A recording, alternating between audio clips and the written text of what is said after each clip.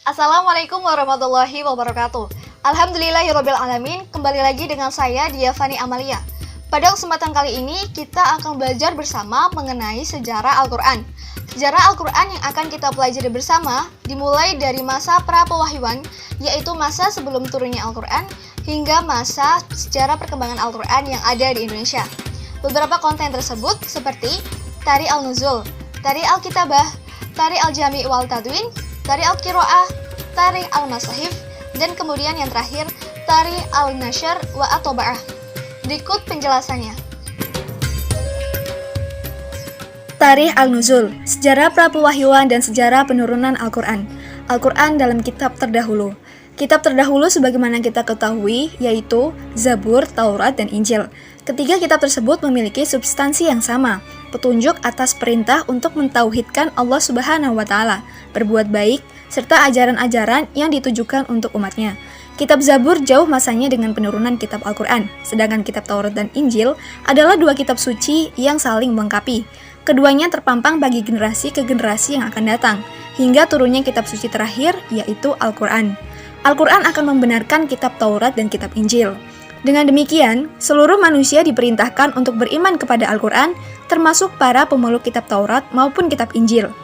Mereka juga akan dihisab berdasarkan prinsip Al-Quran. Seluruh kitab tersebut telah dinasakh oleh Al-Quran, maka seluruh pengikut atau penganut Taurat dan Injil harus melaksanakan seluruh hukum yang tidak dinasakh atau dihapus, serta mereka rela dan berserah diri terhadap hukum tersebut.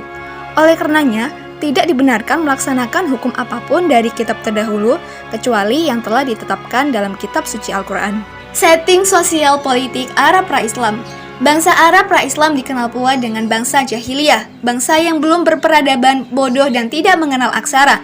Pada masa itu dikenal jauh dari kata manusiawi. Peperangan terjadi di mana-mana, judi, mabuk-mabukan, mengundi nasib, berzina, dan perbuatan jahil lainnya. Asal mulanya masyarakat keturunan Arab terbagi menjadi dua golongan besar, keturunan Khoton, golongan Qotoniyu di bagian selatan, keturunan Ismail bin Ibrahim, golongan Adaniyu di bagian utara. Dikenal pula sebagai orang-orang yang memiliki kemampuan tinggi dalam bidang syair.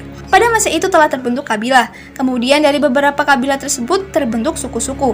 Hubungan kesukuan mereka begitu kuat. Kesetiaan terhadap suku harus dijaga dengan solidaritas yang tinggi. Maka sering terjadi kekacauan dan peperangan antar suku. Agama pada masa Arab pra-Islam yaitu Yahudi sebagai agama minoritas, Nasrani sebagai agama minoritas, dan paganisme sebagai agama mayoritas. Kondisi perekonomian mereka adalah berdagang dalam memenuhi kebutuhan sehari-hari.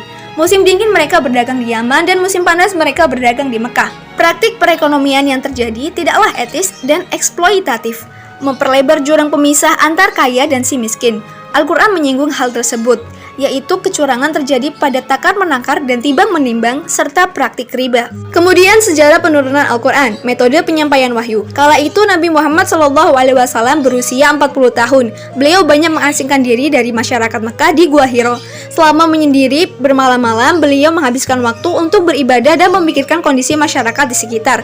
Namun belum ada petunjuk yang jelas menuju jalan kebenaran. Hingga suatu waktu tanda-tanda kenabian Rasulullah SAW mulai bermunculan, seperti batu pohon mengucapkan salam kepada beliau. Beliau juga sering mengalami mimpi indah yang tampak seperti cahaya. Dialami kurang lebih selama 6 bulan. Tepatnya pada hari Senin 21 Ramadan tahun ketiga masa uzlahnya, turun wahyu dari Allah Subhanahu wa Ta'ala melalui perantara malaikat Jibril. Metode penyampaian wahyunya pun beragam. Di antaranya seperti mimpi yang benar perantara malaikat ke dalam kalbu Nabi Muhammad SAW, perantara malaikat menyerupai laki-laki, gemerincing lonceng perantara malaikat dengan rupa asli, langsung disampaikan Allah Subhanahu wa Ta'ala di atas lapisan langit. Ketika Isra Miraj, Allah Subhanahu wa Ta'ala berfirman langsung kepada Rasulullah tanpa perantara. Sementara itu, gambaran kronologi proses tersebut seperti Nabi Muhammad SAW terkejut ketika melihat Jibril di depan matanya dan berkata kepadanya, "Bacalah."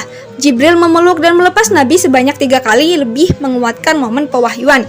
Nabi tidak tahu pasti apakah itu malaikat atau jin. Beliau bahkan khawatir terhadap dirinya sendiri, sampai istrinya Khadijah harus menenangkannya. Setelah Khadijah mencoba menenangkan menyayangkannya, Nabi beserta Khadijah pergi menuju Waraqah bin Naufal, meminta penjelasan atas apa yang telah terjadi. Waraqah pun meyakinkan bahwa apa yang dilihat di Gua Hira merupakan wahyu yang pernah turun kepada Nabi Musa. Al-Quran terdiri dari 30 juz, 6.666 ayat, 114 surat diturunkan oleh Allah Subhanahu wa Ta'ala melalui perantara malaikat Jibril secara mutawatir selama 22 tahun, 2 bulan, dan 22 hari. Latar belakang penurunan Al-Quran atau Asbabun Nuzul. Asbabun Nuzul merupakan peristiwa yang mendahului turunnya ayat atau peristiwa yang menjadi sebab sebuah ayat itu turun. Cara yang paling otentik untuk mengetahui Asbabun Nuzul adalah melalui riwayat-riwayat hadis, khususnya hadis sahih yang disampaikan oleh Nabi Muhammad SAW melalui para sahabatnya. Informasi demikian itu disebut marfu atau otentik dan bersumber. Pandangan para ulama, ketentuan dalam memahami Asbabun Nuzul adalah melalui hadis sahih maupun hadis mursal dengan syaratnya harus berstatus sahih dan harus dikuatkan dengan hadis mursal yang lainnya yang diriwayatkan oleh para sahabat ataupun tabi'in. Makkiyah dan Madaniyah merupakan pokok bahasan tentang status ayat. Apakah ayat tersebut termasuk ke dalam surah Makkiyah atau Madaniyah? Ayat Makkiyah sebagaimana kita ketahui adalah ayat yang diturunkan ketika Rasulullah SAW belum melakukan hijrah ke Madinah. Sementara ayat Madaniyah adalah ayat yang turun ketika Rasulullah SAW telah hijrah ke Madinah. Ayat Makkiyah merupakan ayat-ayat usul atau pokok yang mengandung ajaran pokok, sedangkan Madaniyah adalah ayat-ayat fur'u atau cabang yang berisi ajaran dari ayat-ayat Makkiyah. Konsekuensinya, produk hukum yang dihasilkan dari pemaknaan terhadap ayat Madaniyah harus sejalan dengan semangat mendasar yang dituangkan dalam ayat Makkiyah. Antara kedua jenis ayat-ayat ini harus saling melengkapi dengan ayat Makkiyah sebagai pondasi pokoknya dan Madaniyah sebagai pelengkapnya. Menurut Asy-Syatibi, ayat-ayat Makkiyah secara mendasar mengandung 5 pokok hal yang harus dilindungi, yaitu agama, jiwa, akal, keturunan, dan harta. Nasih mansuh. Dalam istilah para ahli usul fikih, artinya pembatalan pemberlakuan hukum syara dengan dalil yang datang belakangan dari hukum sebelumnya. Syarat-syarat nasih mansuh. Pertama, hukum yang dimansuh adalah hukum syar'i. 2, dalil penghapusan hukum tersebut adalah kitab syar'i. Ketiga, ketentuan hukum yang dihapus tidak terikat atau dibatasi dengan waktu tertentu.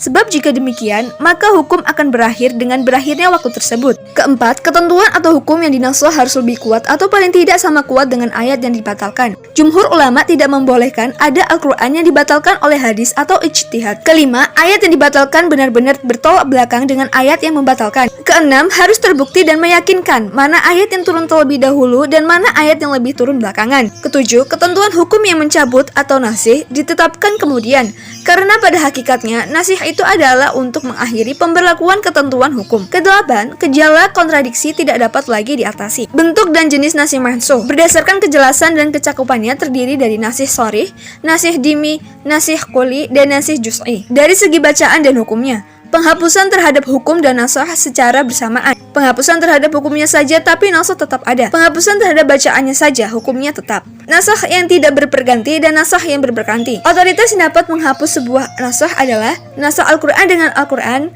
serta nasakh Al-Quran dengan sunnah, hadis ahad ataupun hadis mutawatir.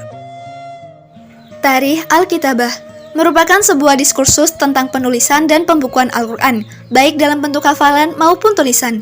Bukti arkeologis menunjukkan bahwa suatu bentuk tulisan telah dikenal di Arab selama berabad-abad sebelum kedatangan Nabi Muhammad SAW. Contohnya, terdapat prasasti dalam bahasa Arab Selatan.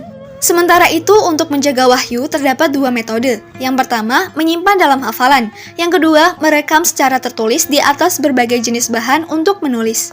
Hadis memberi informasi sangat beragam tentang jumlah maupun nama-nama sahabat penghafal Al-Quran yang paling sering disebut seperti Ubay bin Ka'ab, Mu'adz bin Jabal, Zaid bin Sabit, Abu Zaid al-Ansari, Ali bin Abi Thalib, Sa'ad bin Ubaid, Abu al-Darda, Utsman bin Affan, dan lain sebagainya. Setelah hijrah ke Madinah, dikabarkan bahwa Nabi memperkerjakan sejumlah sekretaris untuk menuliskan wahyu. Di antara para sahabat yang biasa menulis adalah 4 khalifah pertama, yaitu Abu Bakar As-Siddiq, Umar bin Khattab, Utsman bin Affan, dan Ali bin Abi Thalib. Kemudian Muawiyah, Ubay bin Ka'ab, Zaid ibnu Sabit, Abdullah bin Mas'ud, Abu Musa al-Ansyari. Sebuah riwayat dari Zaid mengatakan, kami biasa menyusun Al-Quran dari catatan-catatan kecil dengan disaksikan Rasulullah SAW. Riwayat semacam ini pada dasarnya menunjukkan bahwa penggabungan unit-unit wahyu atau penempatannya ke dalam surat-surat Al-Quran dilakukan atas petunjuk Nabi atau bersifat tauqifi. Metode dan sarana penulisan wahyu Al-Quran sendiri dilakukan ketika setiap ayat turun, Nabi Muhammad SAW memerintahkan untuk menulis dan menunjukkan tempat ayat tersebut dalam surah. Sarananya seperti pelepah kurma, lempengan batu, daun lontar, kulit atau daun kayu, pelana, serta potongan tulang belulang binatang. Tarikh Al-Jami' wa At-Tadwin, masa Abu Bakar, masa Utsman bin Affan, dan pasca Utsman. Pengumpulan Al-Quran pada masa Abu Bakar dilandasi oleh peristiwa Perang Yamamah menyebabkan 77 qari penghafal Al-Quran gugur. Terjadi pada tahun 12 Hijriah. Umar bin Khattab merasa khawatir melihat kenyataan yang ada. Kemudian beliau menghadap Abu Bakar dan mengajukan usul agar mengumpulkan Al-Quran dan membukukannya. Awalnya Abu Bakar menolak, lagi keberatan untuk melakukan sesuatu yang Rasul pun tidak lakukan. Namun Umar tetap membujuknya. Hingga pada akhirnya Abu Bakar menyetujui usulan Umar. Kemudian ia memerintahkan Zaid bin Sabit. Abu Bakar menceritakan kepadanya kekhawatiran serta usulan Umar. Pada mulanya, Zaid pun menolak seperti halnya Abu Bakar. Keduanya bertukar pendapat sehingga Zaid menerima dengan lapang dada atas perintah penulisan Al-Quran. Dalam usaha mengumpulkan ayat-ayat Al-Quran, Zaid begitu teliti meskipun ia seorang hafidz. Dalam pengumpulan ini, beliau selalu mencocokkan hafalannya kepada para sahabat lain yang disaksikan oleh 2 orang. Kemudian setelah penulisan ini selesai dalam bentuk lembaran-lembaran, maka diikat oleh Zaid secara tersusun menurut aturan-aturan yang telah ditetapkan Rasulullah sebelumnya. Dan untuk menghindari kesalahan pula, Zaid menempuh proses cross-check pada ayat-ayat yang disimpan di kediaman Nabi terhadap 2 orang saksi yang dipercaya. Setelah rampung diselesaikan dalam kurun waktu 1 tahun, diserahkanlah kepada Abu Bakar radhiyallahu an. Terjadi berbagai perbedaan pendapat mengenai kodifikasi pada masa Abu Bakar. Hipotesis yang dihasilkan, usaha yang dilakukan oleh Abu Bakar dan Umar ini merupakan kodifikasi sementara untuk menyelamatkan fragmen-fragmen Al-Quran yang berserakan. Pengumpulan Al-Quran pada masa Utsman bin Affan dilatar belakangi oleh banyaknya ragam bacaan Al-Quran, menimbulkan berbagai perselisihan. Dengannya, Utsman bin Affan bermaksud untuk mencegah perpecahan tersebut, serta menyederhanakan tulisan mushaf. Pengumpulan atau pembukuan ayat-ayat Al-Quran ini menghasilkan sebuah mushaf yang dinamai Mushaf Utsmani. Mushaf Utsmani tersebar ke Kufah, Basra, dan Damaskus. Sementara pasca Utsman adalah ketika Ali bin Abi Thalib berupaya mempersatukan umat dalam pembacaan Al-Quran, yaitu melalui penyusunan kaidah-kaidah nahwu untuk membaca ayat Al-Quran, pemberian tanda atau titik pada bacaan. Dengan tanda baca inilah Al-Quran yang berasal dari Mushaf Utsmani dicetak dan diperbanyak hingga saat ini di berbagai belahan dunia. Tarikh Al-Qiraah merupakan sebuah pokok bahasan mengenai metode ataupun cara baca lafaz atau kalimat di dalam Al-Quran dari berbagai macam segi riwayat, sebagaimana yang telah diriwayatkan langsung dari Rasulullah SAW. Asal-usul qiraat sendiri antara lain, pertama, perbedaan syakal, harokat ataupun huruf. Kedua, Nabi melantunkan berbagai versi qiraat. Ketiga, adanya takrir terhadap berbagai versi qiraat para sahabat. Keempat, perbedaan riwayat dari para sahabat menyangkut bacaan ayat-ayat tertentu. Dan yang kelima, perbedaan dialek atau lahjah. Jenis-jenis qiraat sendiri terbagi menjadi 2, berdasarkan kuantitas dan berdasarkan kualitas.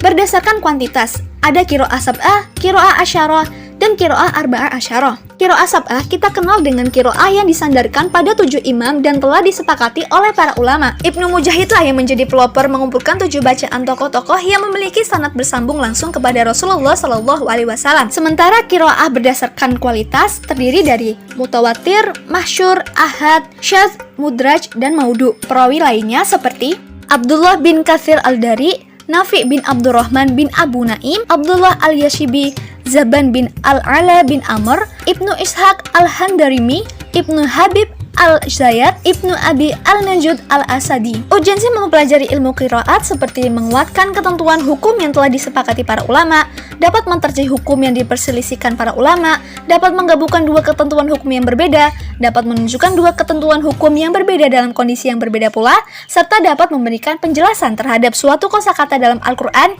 yang mungkin sulit dipahami maknanya.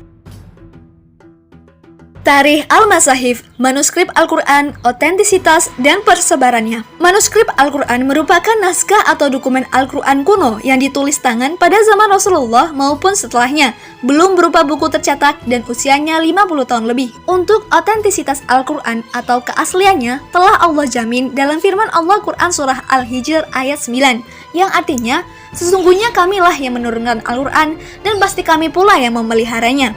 Selain itu, terdapat beberapa sokongan bukti-bukti atas keotentisitasan Al-Quran, yakni seperti tidak ada yang mampu menjawab tantangan untuk menyusun naskah serupa seperti Al-Quran. Al-Quran yang umat Islam miliki adalah Al-Quran yang turun kepada Nabi Muhammad tanpa ada perubahan tulisan dan keadaan tetaplah utuh. Keberadaan huruf hijaiyah juga menjadi salah satu bukti otentisitas Al-Quran, sebab hanya Allah yang tahu makna per hurufnya. Dalam beberapa sumber informasi ditemukan naskah-naskah tertua di dunia, seperti naskah Al-Quran tertua di dunia disimpan di Universitas of Birmingham, Inggris, Tübingen Fragment disimpan di Universitas Tübingen, Jerman, manuskrip San'a di Masjid Agung San'a, Yaman, manuskrip kurang lebih 98 lembar tersebar di Rusia, Prancis, Roma, London, Mesir, Irak. Naskah Topkapi ditemukan di Istana Topkapi, Istanbul, Turki, serta persebaran manuskrip Al-Quran di Indonesia. Tarikh Al-Nashr wa At-Taba'ah, sejarah percetakan dan penyebaran Al-Quran. Percetakan awal Al-Quran diterbitkan di Venezia, Italia sekitar tahun 1530 Masehi. Kemudian di Basel tahun 1543 Masehi. Orang yang pertama kali mencetak Al-Quran adalah Paganino dan Alessandro Paganini. Pencetakan dilakukan keduanya adalah untuk diekspor ke Ottoman, kerajaan Turki Utsmani, namun ditolak. Alasannya Al-Quran yang dicetak di Venezia memiliki banyak kekurangan dan kesalahan yang bisa mengurangi bahkan merusak makna Al-Quran. Percetakan Al-Quran di Jerman, tepatnya di Hamburg, oleh Abraham Winkelmann. 4 tahun kemudian, Ludovico Marasi mencetak edisi teks Arab dengan terjemahan bahasa Latin.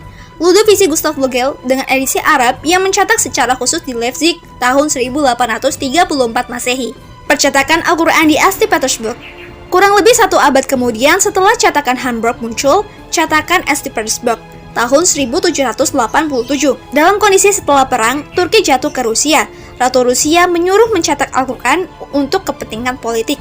Percetakan Al-Quran di London, Inggris. Edisi St. Petersburg diikuti oleh kota Volga Kazan tahun 1833 Masehi. Bahkan mushaf yang ada di Harvard Perpustakaan merupakan mushaf cetakan London edisi tahun 1845 dan 1848 Masehi. Percetakan Al-Quran di Bombay, India dimulai pada tahun 1852, 1865, 1869, 1875, 1881, 1883, 1891, dan 1897 Masehi. Cetakan pertama disebarkan pada tahun 1856 sampai 1857 Masehi. Cetakan Bombay dengan menggunakan pengantar bahasa Persia dilakukan oleh Muhammad Ali Khassani. Percetakan Kalkuta yang disertai dengan tafsir Al-Zamakhsyari diproduksi oleh William Nassau Less, Abdul Hayy, dan Haddam Hussein. Percetakan Al-Quran di Kairo, Mesir pada tahun 1864 Masehi, 1866 Masehi, 1881, dan 1886 Masehi. Edisi Mesir adalah satu dari ratusan versi qiraat yang beredar sepanjang sejarah perkembangan Al-Quran. Versi Warsh dari Nafi beredar di Madinah, versi Hafs dari Asim beredar di Kufah, versi Al-Duri dari Abu Amr beredar di Basrah. Edisi Mesir ialah edisi yang menggunakan versi Hafs dari Asim. Dikenal pula dengan edisi Raja Fat sebagai pemprakarsanya. Percetakan Al-Quran di Turki dimulai pada tahun 1872, 1886, 1889, dan 1904 Masehi. Percetakan Al-Quran di Indonesia. Al-Quran cetakan Indonesia pada tahun 1848 menurut penelitian Fauzi Abdul Razak. Versi lain mengatakan bahwa Al-Quran dicetak di Indonesia mulai sekitar tahun 1950 oleh penerbit Salim Naban dari Surabaya dan Afif dari Cirebon. Pada tahun 1957, Menara Kudus percetakan tertua di Jawa Tengah mencetak Al-Quran pojok khusus hufat. Sejarah Al-Quran di Indonesia diawali dengan masa persebaran manuskrip Al-Quran di Indonesia pada abad ke-16 hingga masa percetakan melalui mesin abad ke-20.